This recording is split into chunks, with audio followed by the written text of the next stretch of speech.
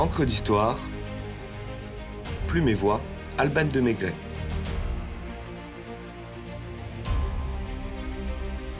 L'émouvante trêve de Noël de 1914 sur le front.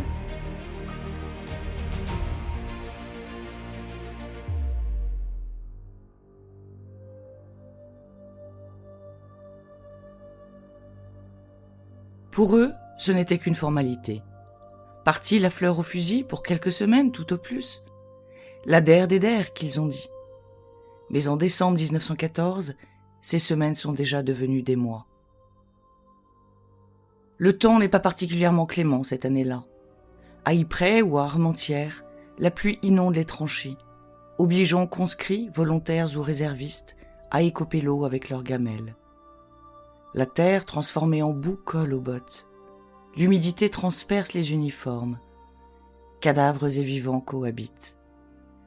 Anglais, Français, Belges, Allemands, tous sont logés à la même enseigne, dans un bourbet suintant et glacial, dans un carnage apocalyptique.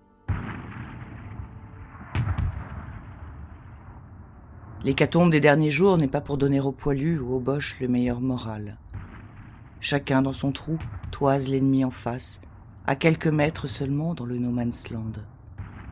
On s'envoie des insultes, on se hait, on en a marre de cette sale guerre.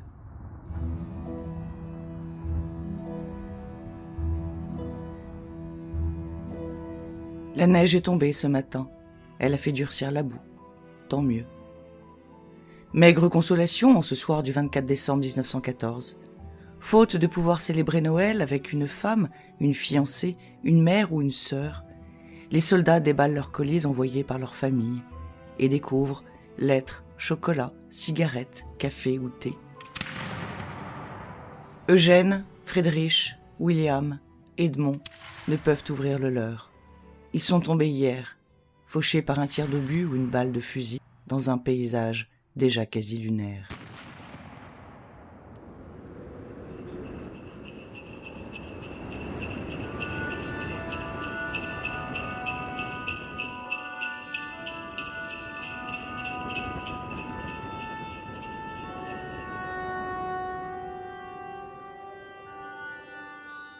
L'Américain Henry Wadsworth Longfellow écrivait dans son poème Christmas Bell.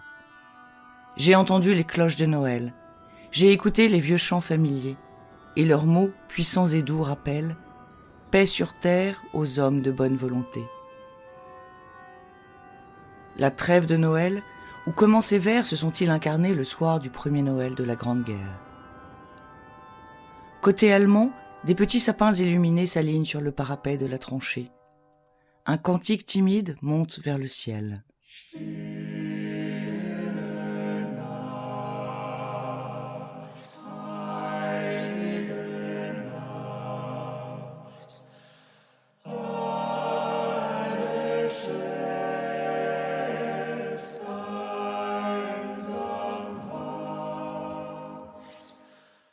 En face, on s'interroge.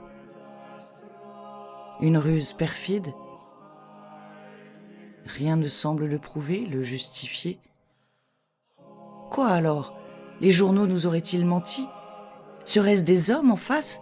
Nos ennemis auraient-ils une âme? Les Anglais applaudissent et répondent.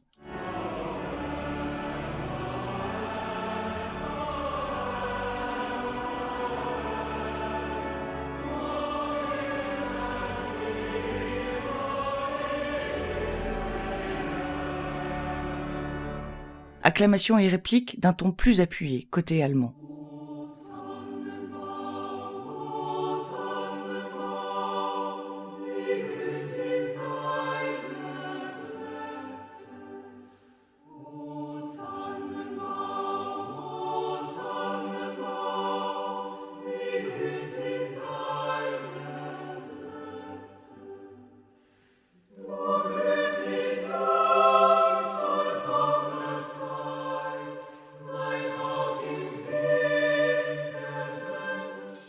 Autour des Français. Et les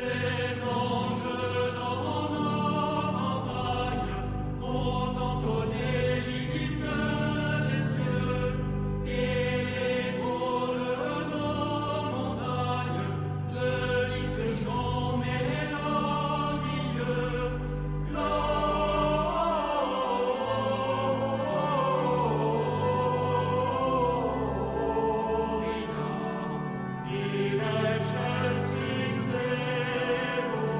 Tous en chœur et d'une seule voix entonnent dans une langue universelle, le latin, un magique Adestes Fideles.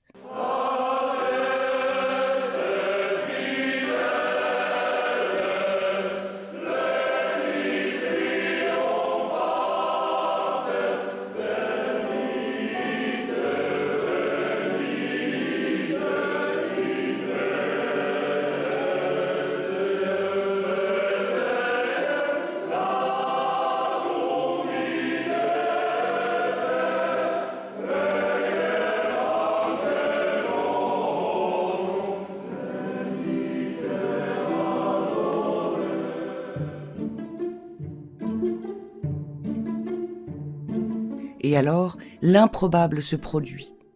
Après un « we don't shot, you don't shot » de prudence, chaque camp sort plus serein de sa tranchée sordide.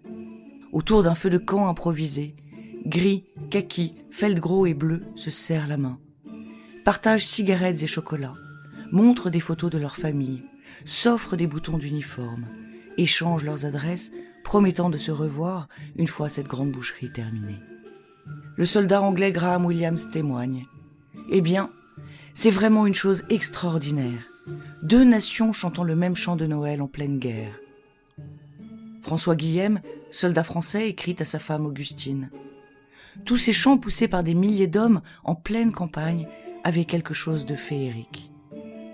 La nuit avançant, les frères de tranchée pour un soir retournent dans leurs abris respectifs avec le serment d'une partie de football le lendemain. Les uns et les autres ramassent au passage les corps de leurs camarades afin de leur offrir une sépulture décente.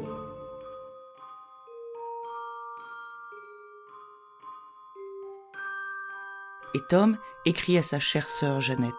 « Il est 2 heures du matin et la plupart de nos hommes dorment dans leurs abris. Mais moi, je ne peux pas dormir avant de t'avoir raconté les merveilleux événements qui se sont passés cette veille de Noël. À vrai dire, ce qui est arrivé semble être un conte de fées. Et si je ne l'avais pas vécu moi-même, j'aurais du mal à y croire. Imagine simplement qu'alors que toi et la famille vous chantiez des chants de Noël devant la cheminée à Londres, ici, j'ai fait la même chose sur le champ de bataille en France, avec des soldats ennemis. Ce chant de Noël ne nous était pas trop connu en Angleterre, mais John nous a traduit. Douce nuit, sainte nuit. Je n'ai jamais entendu rien de plus agréable, plus sensé dans cette nuit calme et claire, légèrement éclairée par un quartier de lune. Une fois les chants terminés, les hommes dans nos tranchées ont applaudi. Oui, des soldats britanniques ont applaudi des soldats allemands. À vrai dire, nous n'étions pas si performants que les Allemands, mais ils ont répondu en applaudissant avec enthousiasme, et ils ont entonné un autre chant, O Tannenbaum.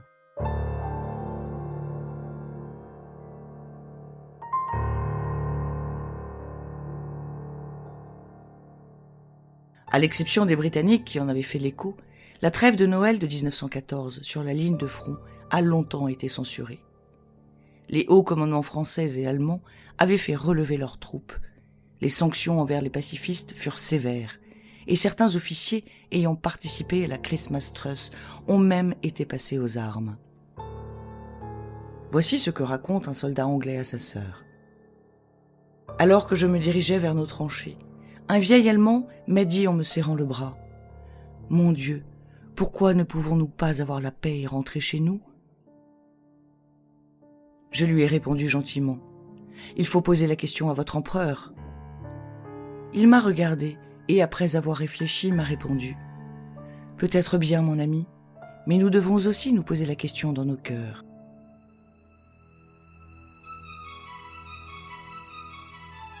Cette soirée du miracle demeure un événement édifiant.